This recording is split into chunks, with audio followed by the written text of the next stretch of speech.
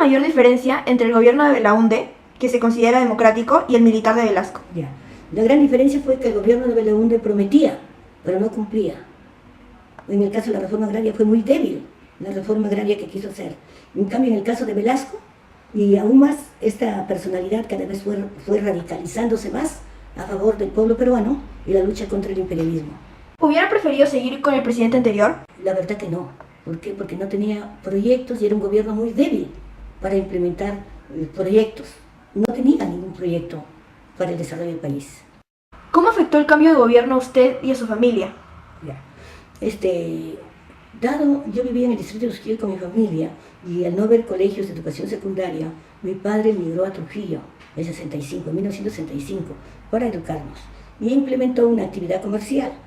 Sin embargo, cuando estaba en Usquil y también parte en Trujillo, tenía un pequeño fondo llamado Las Mercedes. De donde venían los productos para la alimentación. Ya en Trujillo, como será la reforma agraria, los campesinos también tomaron las tierras. ¿Y a su entorno? Ya, en el entorno, en el Perú, diríamos, 40 familias eran dueñas de las tierras más grandes del Perú. Había la gran hacienda, la pequeña hacienda y también la microhacienda, podríamos decir así. Pero la reforma agraria solamente afectó a los grandes hacendados y a los medianos. No tocó el gamonalismo en el Perú. Leerá esta siguiente frase. Los militares tomaron las banderas del nacionalismo, iniciando con ello una dictadura que acabó con las libertades del individuo y nos llevó en camino al estatismo. ¿Por qué se cree que el mandato de Velasco fue una dictadura autoritaria? Bueno, toda dictadura militar tiene un carácter autoritario.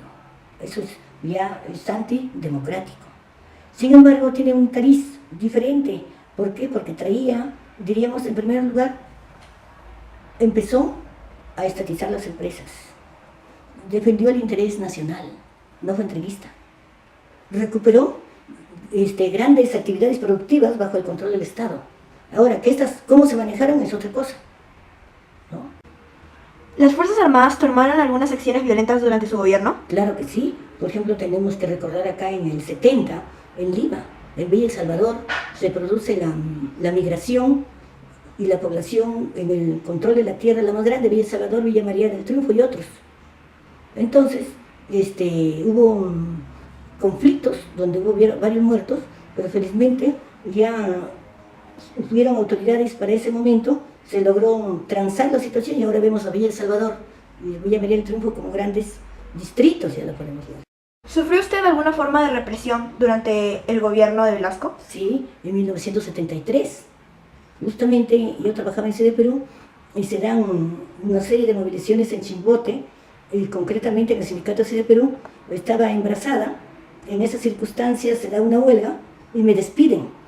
No obstante, estando embarazada, me despiden de la empresa Sede Perú, como a 48 trabajadores despidieron.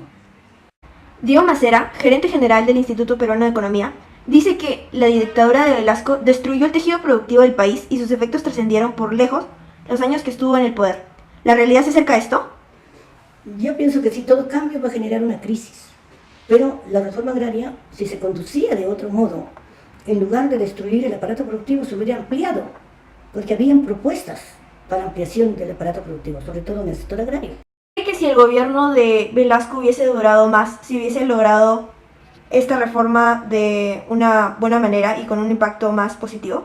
Pienso que sí, porque los cambios no son rápidos, pero sus procesos tienen que seguir un proceso.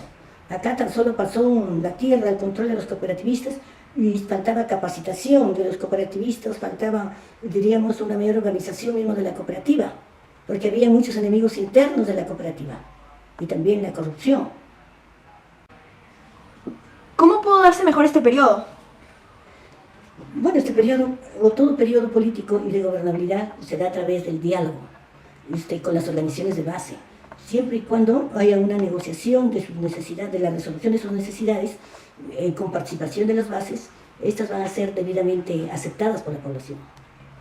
Finalmente, ¿la crisis que se generó cambió cuando se fue del poder las Fuerzas Armadas?